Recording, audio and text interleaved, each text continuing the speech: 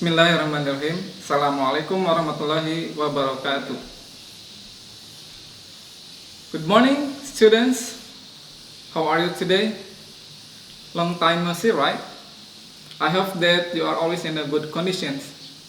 And also, we hope that the pandemic of COVID-19 will be finished soon, so that we can have a studying process in a normal situations. So guys, please just stay at home and don't go out from home and stay safe. Keep your spirit and always happy to study from home, no matter what situations. Okay students, let's start our lessons today by saying Basmalah. Bismillahirrahmanirrahim. Students, in these occasions, I want to explain about a descriptive text. So, are you ready? If you are ready, let's get it on. In the previous meeting, we have already discussed about how to make sentences to describe persons, things, or animals. Did you still remember? Jadi pertemuan sebelum-sebelumnya kita sudah membahas tentang bagaimana caranya mendeskripsikan orang, benda, atau hewan dalam rangka untuk memuji atau memberikan saran dan sebagainya. Berharap kalian masih ingat ya. Those lessons that we have already discussed are related to descriptive text. Jadi materi yang sebelumnya kita pelajari tentang mendeskripsikan hal tersebut sangat erat hubungannya dengan teks deskriptif yang akan kita bahas hari ini. Why? Because a descriptive text has purpose is to describe person, thing, or animal in specific. Kenapa sangat erat hubungannya? Karena sebuah teks deskriptif adalah teks yang mempunyai tujuan untuk mendeskripsikan orang, benda, hewan, atau tempat, dan hal yang lainnya. So, to make you understand further about descriptive text, let's check out these presentations. And please look at this slide carefully. First, we are going to discuss about definitions of descriptive text. Yang pertama kita akan bahas tentang pengertian atau apa sih yang dimaksud dengan descriptive text atau teks deskriptif. Descriptive text is a text which says or describe what a person or a thing is like. Jadi teks deskriptif adalah teks yang menjelaskan seseorang atau sebuah benda itu seperti apa gambarannya secara detail. Jadi kalau kalian ingin menulis teks deskriptif harus digambarkan, dideskripsikan secara detail, sedetail mungkin. Itu adalah pengertian teks deskriptif. Next, we are going to discuss about the purpose of descriptive text. Selanjutnya kita bahas tentang apa sih tujuan dari teks deskriptif. The purpose of descriptive text is to describe person, thing, or place in a specific term. Jadi, seperti yang sudah dikatakan tadi bahwa teks deskriptif bertujuan untuk mendeskripsikan atau menggambarkan atau menjelaskan orang, benda, atau tempat, mungkin juga hewan dalam hal yang lebih spesifik ya. Jadi lebih spesifik. Itulah tujuannya. Next, we are going to discuss about the generic structure of descriptive text. Selanjutnya ada apa sih kerangka umum dari teks deskriptif atau struktur umum dari teks deskriptif. When writing a descriptive text, there are some generic structures which is actually not mandatory for our writing to be true. The arrangement is as follow. Jadi ketika mau menulis sebuah teks deskriptif, ada beberapa atau tepatnya ada 2 kerangka umum dari teks deskriptif. Walaupun sebenarnya tidak menjadi suatu hal yang kewajiban. Jadi boleh, mungkin salah satunya tidak ada. Susunannya adalah sebagai berikut. First,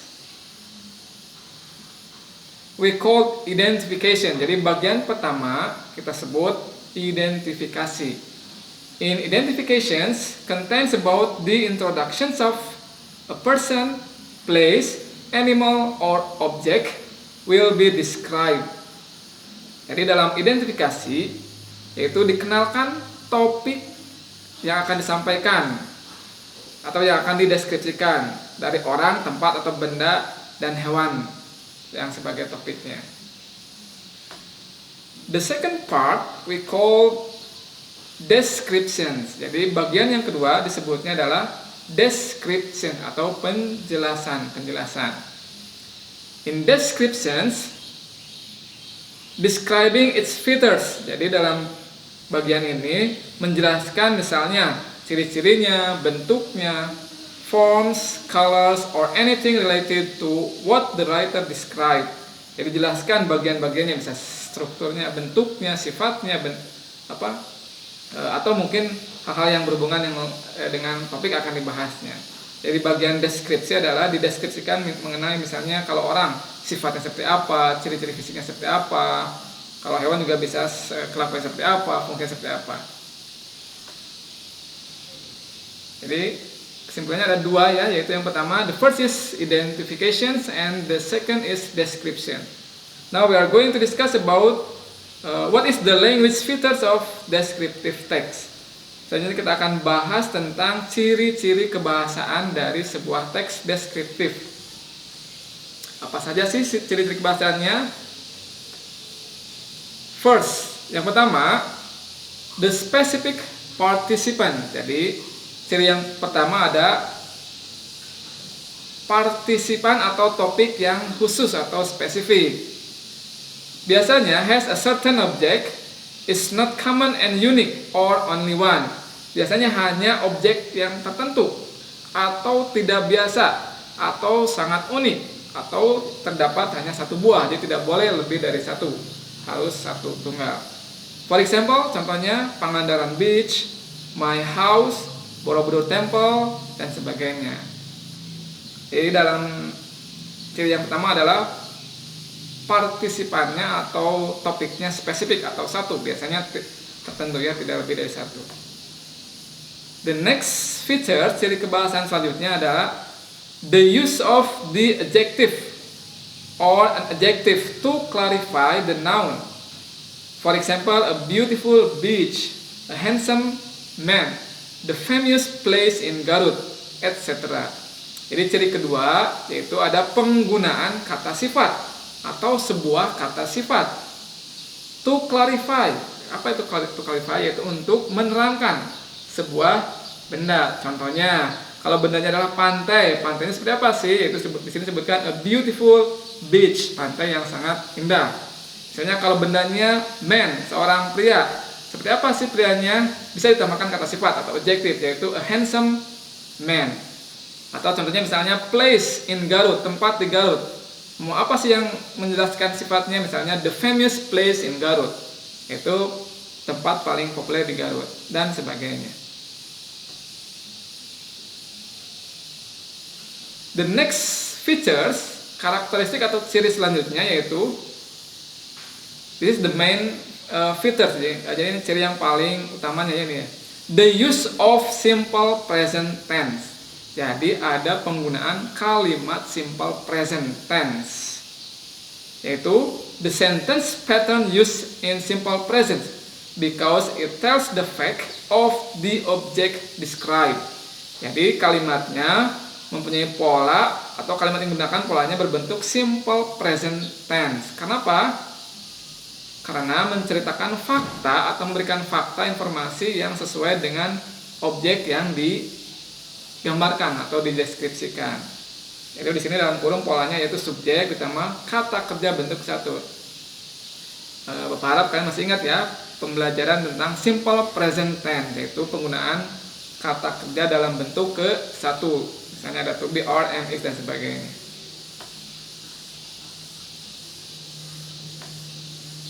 The next language features, ciri kebahasaan selanjutnya ada penggunaan action verb.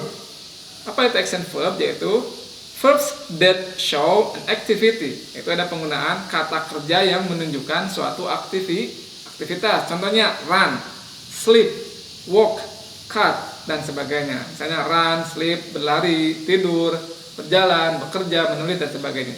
Itulah contoh-contoh dari action verb.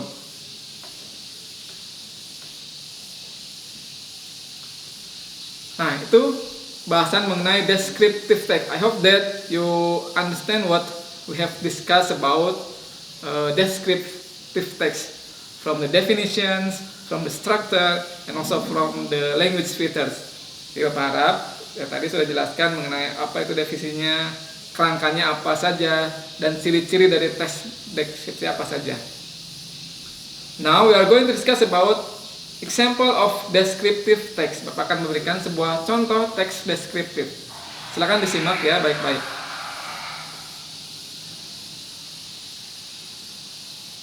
Judulnya ada My Lovely Mom, ibuku yang cantik. Di sini ada there are some sentences which have blue color and also some words that have red colors and also some words that have green colors.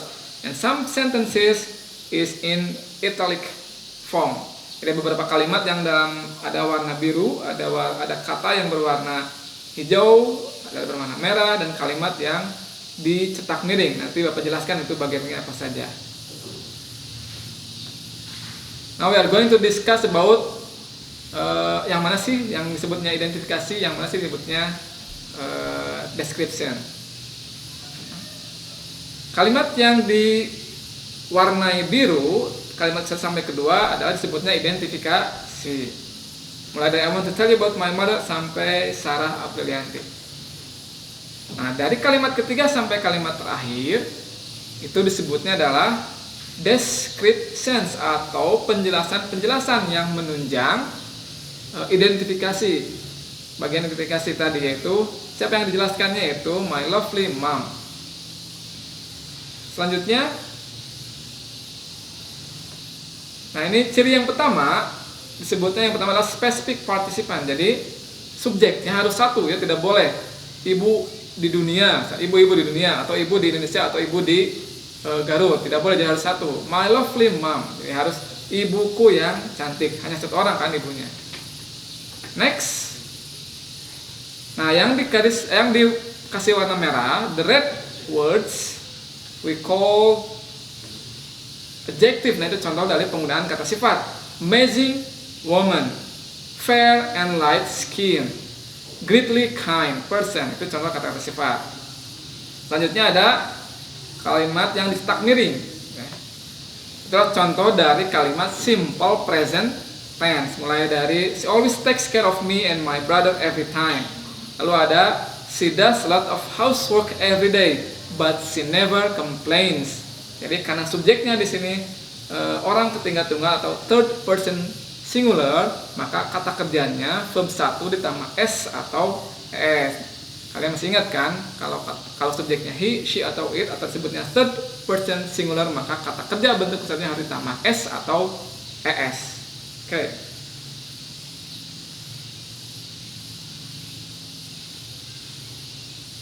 Now, to check your understanding about descriptive text, please do the exercise in form of Google Form, and the link will be sent in our WA group, right? Jadi untuk mengecek pemahamannya tentang descriptive text yang sudah kita bahas tadi, silakan kerjakan latihan yang akan disampaikan, yang akan disampaikan lewat Google Form ya. Nanti linknya Bapak sampaikan di WA grupnya.